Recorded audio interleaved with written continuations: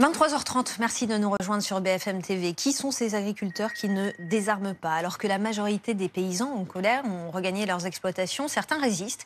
Il y a parmi eux des non-syndiqués, il y a aussi des agriculteurs de la Confédération paysanne. Ceux-là maintiennent la pression avec des actions coup de poing. Reportage Pauline Sarafi, Maude Petit-Jovet et Romain Lavoie. La cible du jour, cette enseigne de grande distribution de Villeneuve-d'Ascq. L'action était prévue depuis plusieurs jours à l'initiative de la Confédération paysanne. Une vingtaine d'agriculteurs venus défendre leur rémunération. Dans ces caddies, des pots de miel, plus précisément des pots de miel d'origine étrangère. Malgré l'appel des syndicats à cesser tous les blocages, eux sont déterminés à se faire entendre. Là, vous voyez, c'est un miel de Auchan qui vient d'Argentine, de Mexique et d'Ukraine. On a des producteurs de miel en France qui n'arrivent pas à écouler leur production et pendant ce temps-là, on a des grandes firmes qui font du bénéfice sur du miel d'importation de l'autre bout du monde. Pour la FNSEA aussi, pas question de déserter le terrain. Les actions coup de poing se multiplient comme ici à Chinon. Des tonnes de paille sont déversées devant ce supermarché Leclerc. À l'intérieur, on souhaite sensibiliser les consommateurs. Nous avons des producteurs de laitiers, des maraîchers qui étaient venus ce matin et qui pouvaient témoigner du prix d'achat de leurs produits en tant que producteurs et puis après la différence qu'il y avait avec le prix de vente dans les grandes surfaces. Donc on expliquait qu'il y avait forcément une évolution considérable entre les deux et qu'elle n'était pas forcément rémunératrice du producteur. Donc c'était dans ce sens-là qu'on interpellait les consommateurs. Selon la FNSEA, d'autres actions de ce type sont à prévoir au moins pour les 15 jours à venir. Pour d'autres, c'était le retour à la ferme aujourd'hui, notamment pour les agriculteurs qui étaient partis en convoi lundi pour bloquer le marché de Rungis en région parisienne. Nous les avons suivis toute la journée sur la route du retour à bord de leurs tracteurs, parfois acclamés par les passants. Les agriculteurs de la coordination rurale qui sont arrivés à Agen ce soir. À Agen où la municipalité a chiffré le montant des dégradations causées par les manifestations d'agriculteurs. Près de 500 000 €. Le maire n'a pas l'intention de demander aux syndicats de régler la facture après les dégradations, par exemple, devant la préfecture. Il veut que ce soit l'État qui paye, au moins pour moitié. Écoutez-le. Nous allons demander une participation à l'État. Nous en avons délibéré donc entre collègues jeudi soir. Il y a eu une unanimité sur ce point. En effet, les sites sur lesquels nous avons porté notre effort maximum de nettoyage sont des sites d'État. C'était la préfecture, donc l'État, c'était la direction départementale des territoires, l'État. Donc il nous a semblé légitime au nom du principe que chacun doit balayer devant sa porte, nous tournions en partie l'État. C'est ce que nous allons faire. Facture salée aussi pour la ville de Troyes, entre 300 000 et 400 000 € selon le maire de la ville. Les agents de la commune ont dû nettoyer les déversements de lisier, de fumier et eh bien le maire espère bien que l'État remboursera cette facture. Voici ce que dit François Baroin. Il dit, puisque l'État laisse faire, qu'il assume la facture jusqu'au bout. On va en parler avec vous, Stéphane Destruau. Merci d'être avec nous. Vous êtes vice-président PS du conseil départemental de la Haute-Vienne. D'abord, une question de téléspectateur, Cédric, qui nous dit qui, normalement, doit payer les dégâts. Est-ce que vous pouvez nous dire qui, normalement, paye les dégâts dans ces cas-là? Je ne sais pas si on peut parler de normalité en l'occurrence, mais c'est vrai qu'il est considéré que c'est le propriétaire des biens où se sont produits les dégâts qui doivent les payer. En l'occurrence, donc, ce serait le conseil départemental, ce que je n'accepte pas en tant que tel.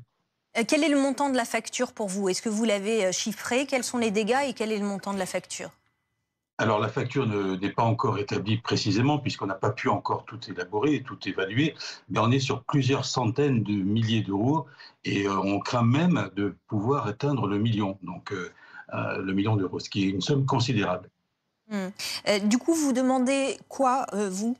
Est-ce que vous demandez que ce soit à l'État de payer la facture?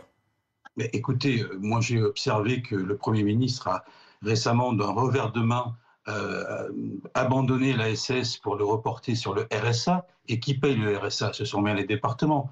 Pour le seul département de la Haute-Vienne, c'est plus de 7 millions d'euros supplémentaires qu'il nous faudrait assumer. Alors, pour un conflit dans lequel et pour lequel le département n'est absolument pas lié à ce conflit-là. Je rappelle que ça oppose les agriculteurs à l'État ou peut-être même à l'Europe. Je ne vois pas pourquoi ce serait au département d'assurer les dépenses qui ont été induites par les déviations des poids lourds. Quand François Baroin dit l'État doit payer parce que l'État a laissé faire et donc il est responsable, est-ce que c'est aussi votre raisonnement ou pas? Absolument, absolument. Merci beaucoup Stéphane Destruo d'avoir été avec nous. Je salue Benoît Biteau. Bonsoir. Bonsoir à vous. Député européen Europe Écologie Les Verts, vous êtes paysan en Charente. Charente-Maritime. William T, vous êtes président du think tank Le Millénaire. Bonsoir. Bonsoir. Alexandar Nikolic, président du groupe Rassemblement National au Conseil Régional Centre-Val de Loire. Et toujours Stéphane Blezé qui est avec nous. Benoît Biteau, qui doit payer la facture ? Moi, je suis d'accord avec le fait que l'État est en partie responsable, en grande majorité responsable, au moins pour deux raisons. La première, c'est que pendant les affrontements, il y a une consigne très claire du ministère de l'Intérieur qui a dit vous n'empêchez pas ces gens-là de faire ce qu'ils veulent faire, on veut pas de litige, entre guillemets, avec le monde agricole. Donc c'est la conséquence, c'est-à-dire qu'on les a laissés faire ça. Et puis le deuxième, et c'est plus un sujet de fond, c'est que si on en est là, si les agriculteurs sont dans la rue, si les agriculteurs sont en grave détresse et donc manifestent leur colère, c'est en grande majorité en raison des politiques publiques absolument décalées que développe l'État depuis trop longtemps. Et donc, si on avait conduit des politiques publiques satisfaisantes, il n'y aurait pas de colère des agriculteurs et donc il n'y aurait pas de dégâts. Donc moi, je dis que l'État, qui est son propre assureur d'ailleurs, doit assumer l'errance de ces politiques publiques et donc assumer ce qui est en train de se passer. Et c'est pas aux communes de devoir supporter les erreurs d'orientation prises par l'État sur les politiques publiques. On est sur des factures, on le voyait, pour Troyes aux alentours de 400 000 euros, pour Agen 500 000 euros. Est-ce que selon vous, c'est à l'État aussi de prendre ça en charge ou aux collectivités ? C'est l'État qui est responsable parce que quand les agriculteurs ont manifesté, par exemple, et on l'a vu dans toute la France en renversant les panneaux en disant mais on ne le supportera pas, par exemple l'augmentation de la taxe sur le GNR, c'est venu de là. Le gouvernement voulait aussi augmenter par une taxe sur les phytos encore. Et ce ras-le-bol qui avait été exprimé, il n'a pas du tout été entendu. Et les agriculteurs qui souffrent depuis beaucoup trop d'années dans un silence assourdissant, et c'est très peu relayé par les médias malheureusement, presque deux agriculteurs qui meurent tous les jours dans notre pays. Alors on a quand même assez régulièrement rappelé pendant le mouvement des agriculteurs. Oui, mais justement il a fallu qu'il y ait ce mouvement de fond vraiment et ces blocages justement pour qu'on en parle et que ça soit à la une de l'actualité, alors que c'est un sujet majeur. Et donc oui, c'est de la responsabilité politique du gouvernement, de l'État qui d'ailleurs a reconnu sa faute puisqu'ils sont revenus par exemple sur l'augmentation de la taxe sur le GNR. Donc ça prouve que c'était aberrant. Et c'est de leur responsabilité de ne pas avoir écouté les agriculteurs quand ils demandaient, quand ils appelaient au secours depuis quelques mois. Alors, vous êtes tous les deux d'accord pour dire que c'est à l'État ça arrive de temps en temps. de payer, ça arrive de temps en temps. Est-ce que quelqu'un n'est pas d'accord ? Moi. Vous, William T. Moi, je dirais qu'il y a deux responsables. Le premier responsable, c'est ceux qui causent les dégâts. On oublie de le rappeler, mais ce sont des personnes qui ont décidé de déverser des excréments, qui ont décidé de faire des saccages, et c'est normalement eux qui sont responsables des dégâts qu'ils causent. Parce qu'effectivement, comme l'a rappelé le vice-président du conseil départemental, c'est le propriétaire qui doit assurer la réparation. Mais le propriétaire peut se retourner contre la personne qui a occasionné les dégâts. Or, ce sont les agriculteurs qui ont occasionné le dégât. Il ne s'agit pas de dire que leur colère n'est pas légitime, qu'elle n'est pas explicable, etc., qu'ils ne sont pas dans une situation difficile. Mais la question que vous posez, c'est qui doit payer la facture. Si par cas les collectivités doivent se retourner vers quelqu'un, ils peuvent se retourner vers ceux qui ont causé les dégâts, donc les agriculteurs. Ensuite, après, il y a quand même une faute de l'État, parce que l'État est responsable des compétences régaliennes, et Gérald Darmanin, dans ses différentes interviews, a laissé faire. Est-ce qu'on peut prétendre, notamment dire, reporter la charge de la responsabilité financière, notamment sur les communes, mais en maintenant la compétence régalienne? Si par cas, il demandait aux communes, aux départements et aux régions d'assurer les coûts, eh bien, ils auraient dû transférer la compétence régalienne en disant c'est à vous d'assurer la sécurité. Mais il ne peut pas maintenir la compétence de sécurité et en même temps délaisser les charges financières à des acteurs qui n'avaient pas les moyens de sécurité pour faire en sorte que ça ne se produise pas. Benoît Mournet, vous êtes député Renaissance des Hautes-Pyrénées. Je voulais vous poser la question, est-ce que vous comprenez ces maires qui disent, voilà, c'est à l'État de payer la facture ? Oui, enfin, je pense que cette question, si vous me permettez, est un petit peu secondaire par rapport aux attentes qui ont été exprimées par les agriculteurs, à savoir vivre de leur travail, qu'on leur simplifie la vie et qu'il n'y ait pas une concurrence déloyale. Et le paquet de mesures qui a été annoncé, c'est aussi de l'argent public et c'est hors de proportion par rapport aux dégâts. Moi, je peux vous témoigner ici dans les Hautes-Pyrénées que les manifestations se sont passées de manière très pacifique. Le dernier barrage a été levé hier soir et tout s'est passé sans qu'il y ait de dégâts à proprement parler. Donc, comme quoi on peut manifester sans dégrader les biens publics. Noa Bito, vous vouliez apporter une précision. Oui, on considère, et c'est revenu à plusieurs fois, à plusieurs reprises dans des décisions du Conseil d'État, que la désobéissance civile peut faire partie, peut être un ingrédient de la démocratie. Et la désobéissance civile, c'est un outil qu'on utilise quand les autorités sont sourdes à des sujets importants. Et là, on est dans une situation où, même si effectivement, moi je suis pas adepte des dégradations, mais je peux comprendre que on puisse qualifier ce genre d'agissement dans une forme de désobéissance civile. On va regarder des images du jour, opération tractage sur un marché de Nouvelle-Aquitaine. On va voir Edwige Diaz, la députée Rassemblement National de Gironde. Elle est allée à la rencontre de la population, parler des européennes et de la question agricole. On l'écoute. Notre but, c'est de distribuer la lettre que Jordan Bardella a écrite aux agriculteurs. Et donc, nous nous positionnons comme les fervents défenseurs de cette agriculture et nous venons indiquer que si les agriculteurs sont dans cette situation actuellement, c'est précisément parce que depuis que les macronistes sont au pouvoir depuis 7 ans, ils n'ont rien fait pour soutenir l'agriculture. Ils ont même, au contraire, tout fait pour la détruire. Donc, nous sommes les porte-parole de cette France qui travaille. Une opération séduction ?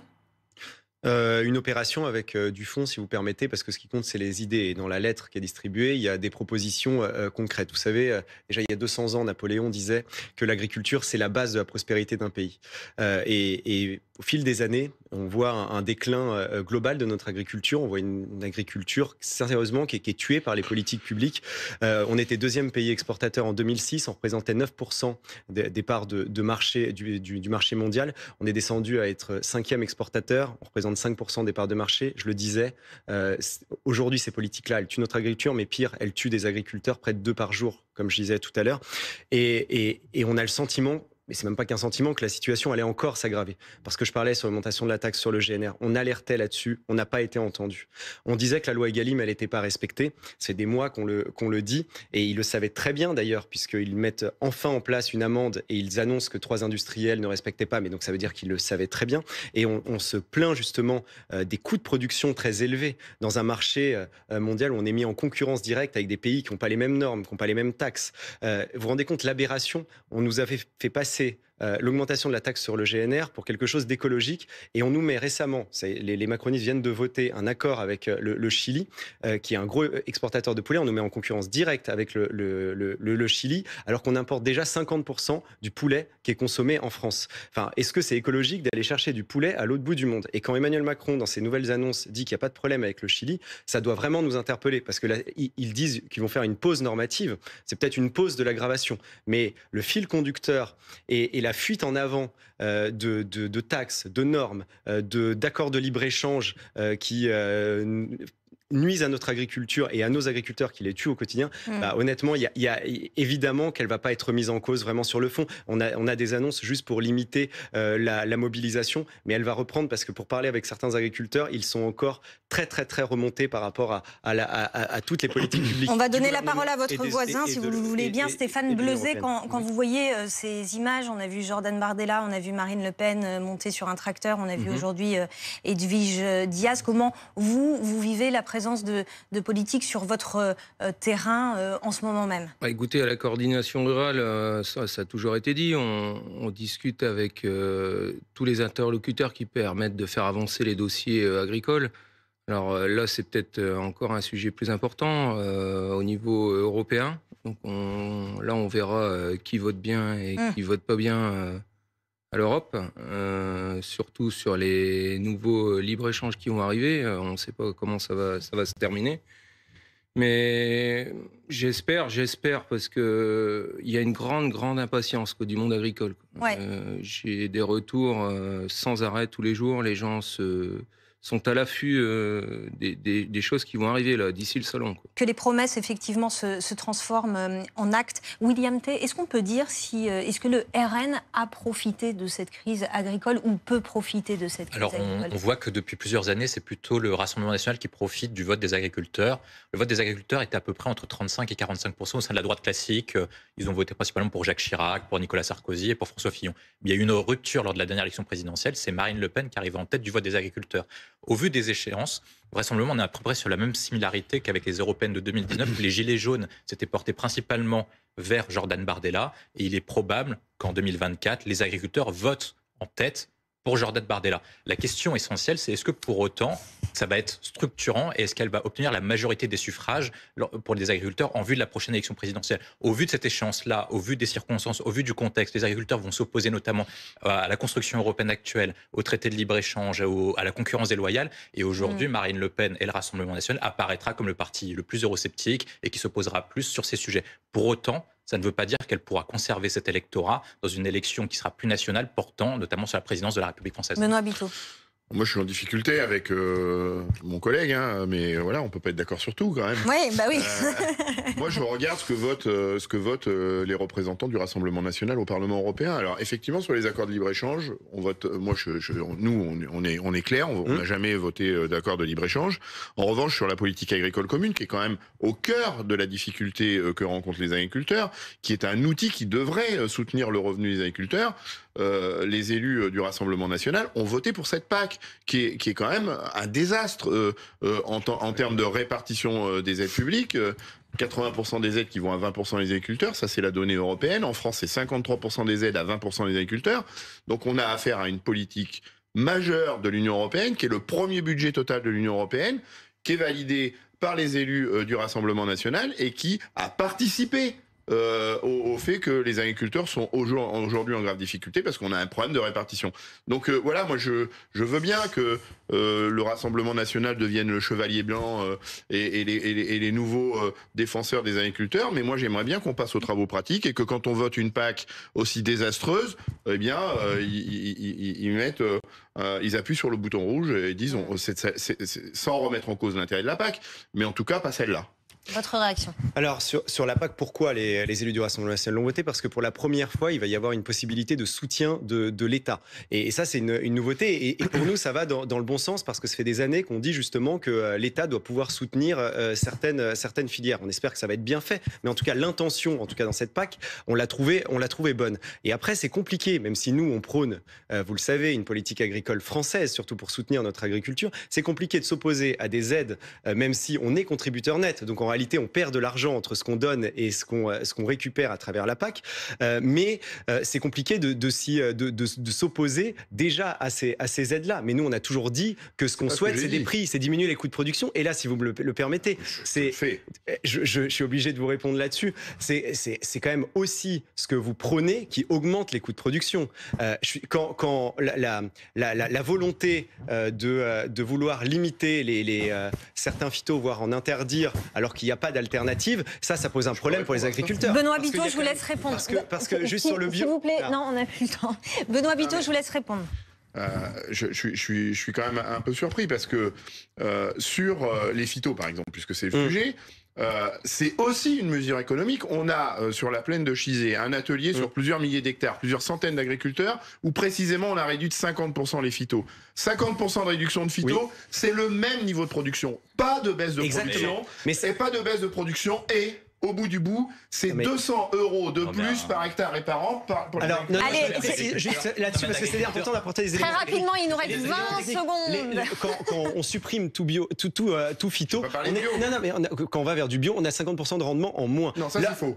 Si, c'est vrai. Sur ça dépend des filières. Vous avez 57% par exemple sur le agriculteur. Mais sur la réduction des phytos, évidemment, les agriculteurs, c'est ce qu'ils font parce qu'il y a des outils modernes, type GPS. Il y a de la recherche, d'ailleurs, que vos amis parfois détruisent, comme ça avait été le cas à Nantes, sur des salades qui permettaient d'utiliser moins de phyto ou moins d'eau. Et ben ça, nous on croit à la modernité, à la recherche scientifique qui va permettre d'avoir une agriculture qui utilise moins de phyto, moins d'eau. Voilà, on vous mettra pas d'accord, messieurs. Pardonnez-moi, mais le temps est terminé. Merci beaucoup à la Nicolas.